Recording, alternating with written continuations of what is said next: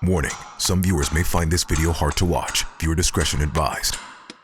Oh, look at that! Right into the front of that semi-tractor trailer. Insane speeds. Right into a power pole, flipping over. Dangerous pursuits. Right into that black sedan. You've never seen anything like this. Look at this! Oh my goodness! The female driver running across the 91 freeway. In the next half hour, we're bringing you America's wildest car chases. Looks like he's firing out of the vehicle. A hijacked Amazon van causing havoc in Southern California. Moderate TC on the freeway right there. Two dogs caught in the middle of an RV chase. The dog's trying to get out again. Yep. And she's still not slowing down. And a stolen big rig exploding into flames during a pursuit. This is going to be something that will require a lot of cleanup. Buckle up. This is On the Run.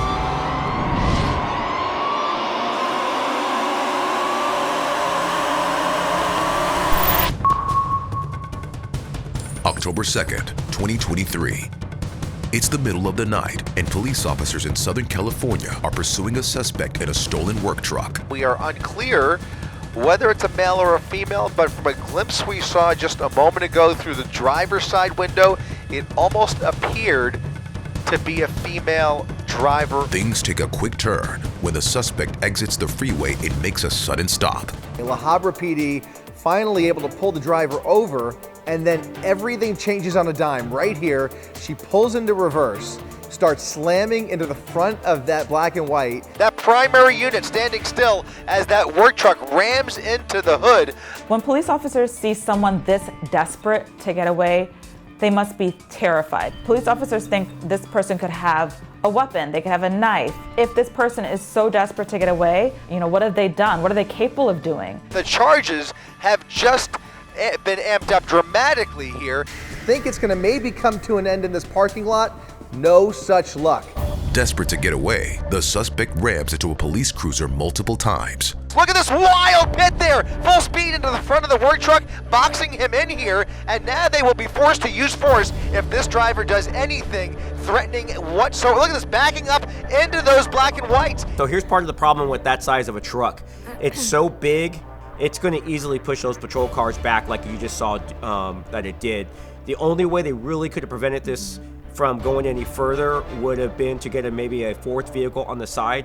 The pursuit goes off the rails. That vehicle is now disabled. The primary unit is now completely disabled. That work truck taking the fence with him. The suspect drives in the 91 freeway. He's going the wrong way on the freeway. He's going the wrong way on the 91. He's going eastbound on the westbound side of the 91 freeway. When you have any vehicle that gets onto a highway, starts driving at higher speeds, but in this case, it's driving against traffic, that's where these chases really start to get horrific, because a head-on collision could be imminent, and this is where someone could get seriously injured or killed.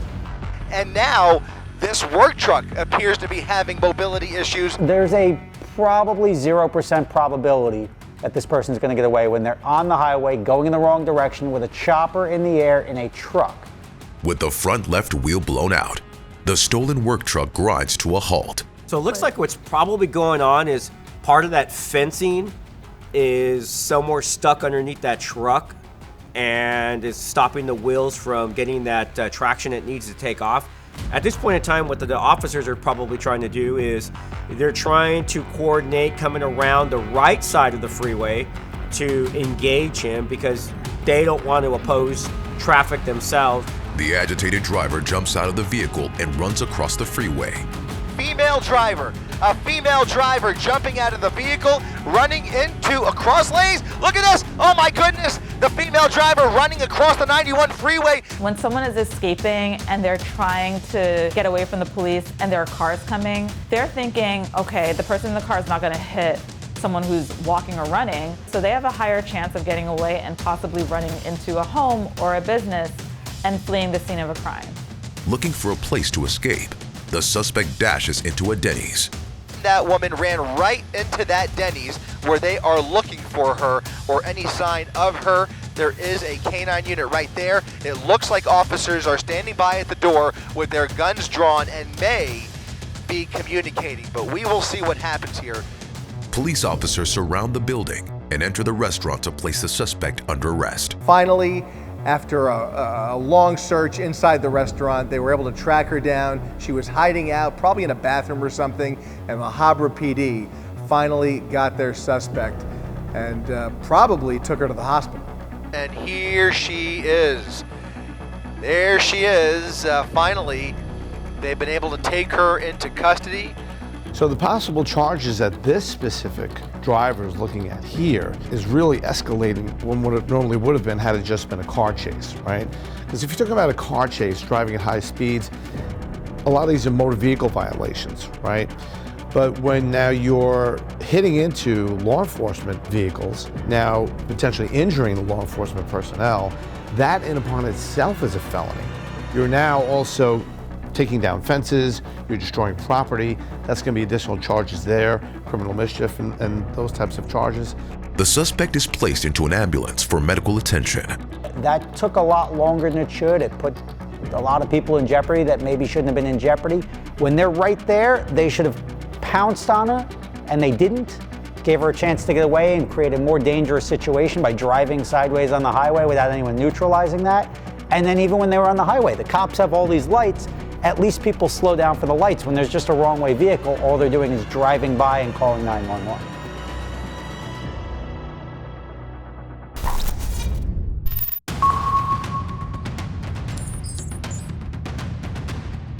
A man wanted for 2 home invasions is driving a stolen Amazon truck.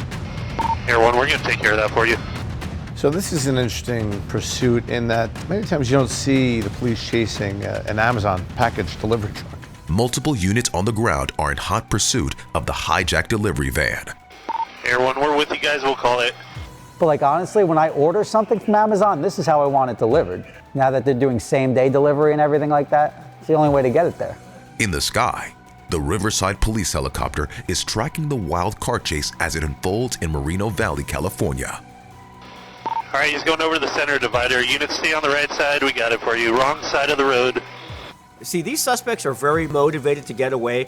They're going to utilize everything that they can to obviously keep us really behind them. The opposing traffic, we're not going to travel in the same lanes as them because we're going to be risking the public as well. The 32-year-old suspect narrowly avoids oncoming cars when he crosses a median.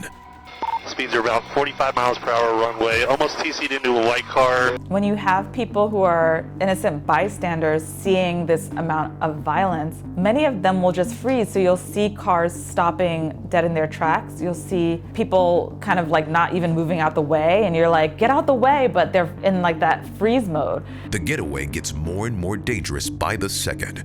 We're on ready to TC'd. Moderate TC on the freeway right there.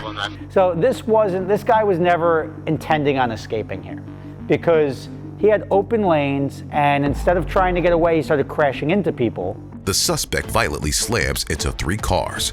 Just TC'd really bad again into another truck. Ramming right into the median. Is the driver going to come out? Yep, there he is. He pops right out, running across all of that traffic, almost getting hit there by that other car, and now he's climbing the wall, just looking for anywhere to hide as he tries to flee. The man tries to escape by climbing a wall, but moments later falls to the ground. And as expected, the cops ultimately, when you're on foot and they're in car, you're going to lose that one. It seems like they already knew where he was going, or had an idea of where he might end up hopping, the walls. Police units move in and arrest the suspect. So the charges that we're looking at with this particular individual are a number of felonies here. And when you're talking about multiple felonies, added to whether or not this person has been previously arrested and convicted before, that will determine how much jail time they're going to wind up doing. No serious injuries were reported from any of the victims.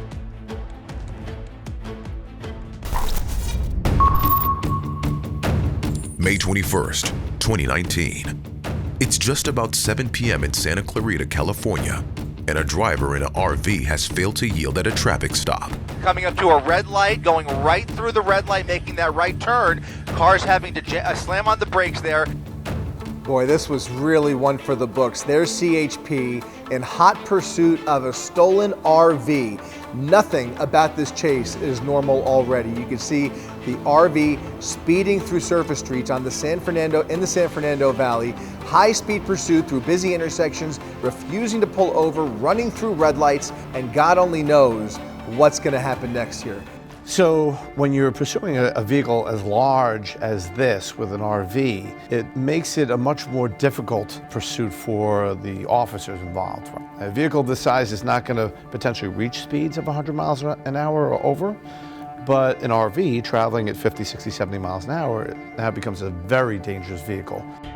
The woman is believed to be driving under the influence. When people are under the influence of substances or alcohol, they don't think clearly. Their executive functioning is thrown off, the front of their brain stops working as well. And sometimes we'll see cases where they get this superhuman strength. They think that even if they're in a very dangerous situation, they're not going to be hurt. And we know that the threat is very high, but they don't feel it. The motorhome smashes into a tree, shredding open the passenger side of the vehicle. He ripped the whole side. Yeah, the whole side is missing. Look at that. Look at this. Now, we are being followed by a helicopter. Helicopter is going to be up there all day. There is a 0.001% chance that this woman is going to have a miracle escape, and we're just going to wait to see how this ends. In the middle of the chase, a dog tries to make a daring escape. Oh no! Goodness gracious. The dog is running away. The dog is okay. The dog is running away. There's still another dog on her lap. And the main mistake she made here wasn't running from the cops in Winnebago. It was taking dogs with her, because now PETA is going to be on her case. And that could have been the only group of people that were possibly going to support her in court. And now she's on her own. When we come back, the RV continues its destructive path, crashing into an innocent motorist and pushing everyone out of her path. Right into that black sedan. Okay, took a spin, and now she's hitting the curb once again.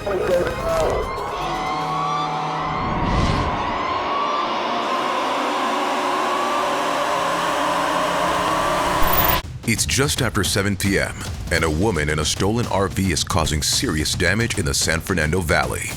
He ripped the whole side. Yeah, the whole side is missing. Look at that. Look at this.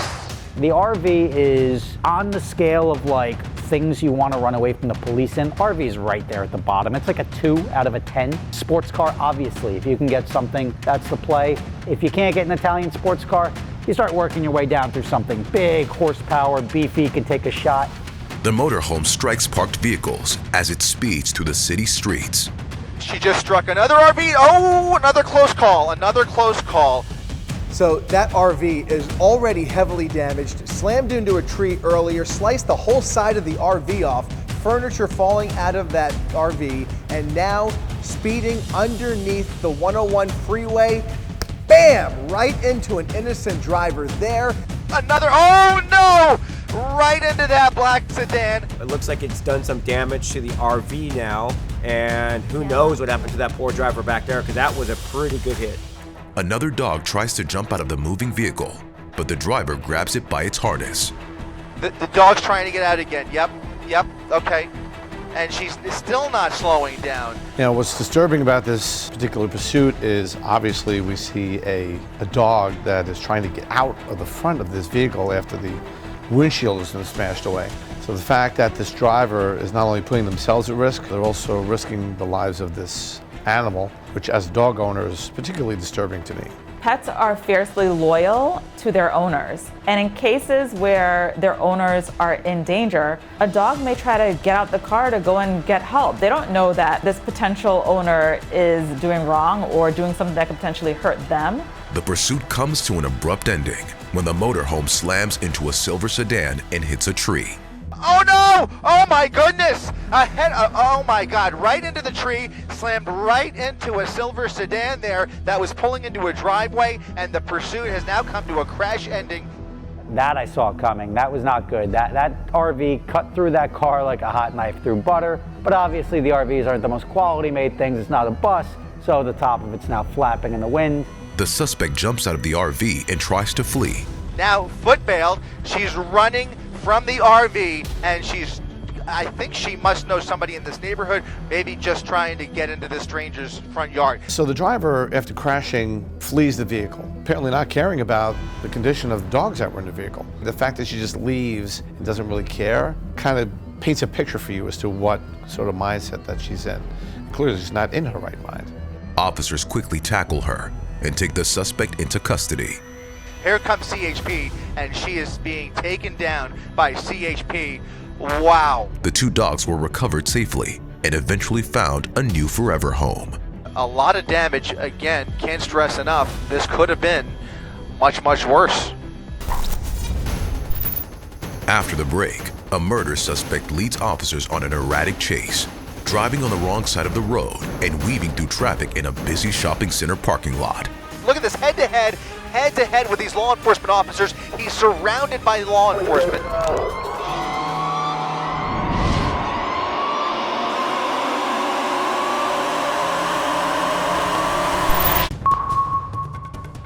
April 7, 2021. It's right after 5 p.m., and a murder suspect is leading officers in the San Gabriel Valley on a high-speed chase. So anytime we have any kind of idea of what it is that we're chasing, especially in this case, if it's a wanted suspect for murder, I mean, that chase is gonna go. I don't think that's any chase we're gonna let go, and we're gonna have every single unit available to try to get into that pursuit to apprehend the suspect. The pursuit gets dangerous as the suspect drives on the wrong side of the road. He is intentionally driving the wrong way, and he's encountering much more traffic here as he heads uptown Avenue. Again, police cannot keep up with him if he's going the wrong way. They can't dive into an oncoming collision either, head-on collision. There he is on the sidewalk now, trying to thread the needle past the light pole there. Again, going the wrong way on a surface street. This person is extremely, extremely dangerous. Yeah, these are those pursuits that it's not a Grand Theft Auto, it's not a carjacking. You're talking about a murder suspect, and the police department is going to utilize all of their resources to get this person into custody, because obviously the concern is not only capturing a murderer, but preventing this person from harming other people. And these are those dangerous pursuits because we have to stay engaged. This case is really interesting because the driver is actually taunting law enforcement. It's almost like they want to get a really large, huge reaction, and they want to get back at law enforcement. So this is likely someone who had a history within the prison system or a history of experiences with police officers. With no intent of stopping, the driver careens into a busy shopping center parking lot, weaving through a maze of cars. He is playing Russian roulette with everybody who is walking through this parking lot. It is absolutely a dangerous game of cat and mouse in a crowded shopping center parking lot. This is where, like going through this parking lot, he could possibly hit someone in the parking lot, hitting vehicles, and we just share this, you can see in this video right here, the sheer chaos of the entire pursuit. A nearby truck driver spots several police officers tailing the man and boldly drives his big rig directly into the pickup's path. Look at that, right into the front of that semi-tractor trailer, took his eyes off the road. The airbags have been deployed. There we go. Truck, hero, saves the day. You're not gonna get through that. That one hurt. The impact is so strong that it deploys the airbags of the pickup truck. The fact that he attempted to aid the police, in my book, makes him a nice guy. He was driving a vehicle that's big enough where I think his threat level was low. However, his insurance company will feel differently. And the downside of doing that is that you don't know the mindset of the perpetrator in the vehicle. Law enforcement officers move in and draw their guns, waiting for the driver and passenger of the vehicle to exit the truck. Driver of the pickup truck, that murder suspect, as you mentioned, is now coming out of the vehicle with his hands visible.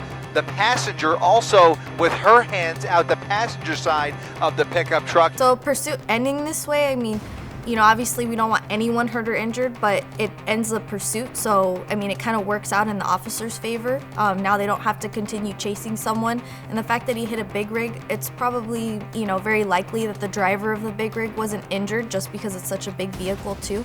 The driver was taken into custody and faces a long list of charges. The female passenger was questioned and later released. Anyone who's accompanying someone on a police chase where it looks like a bunch of ants running around, I mean, no matter what's going on, if you're still in that car and not like calling the cops, I think you're a good friend, and I need a friend like that in my life.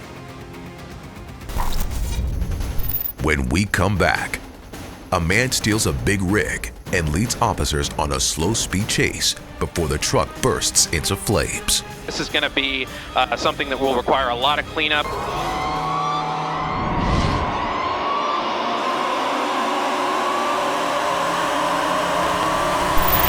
Kern County, California, November 3rd, 2022.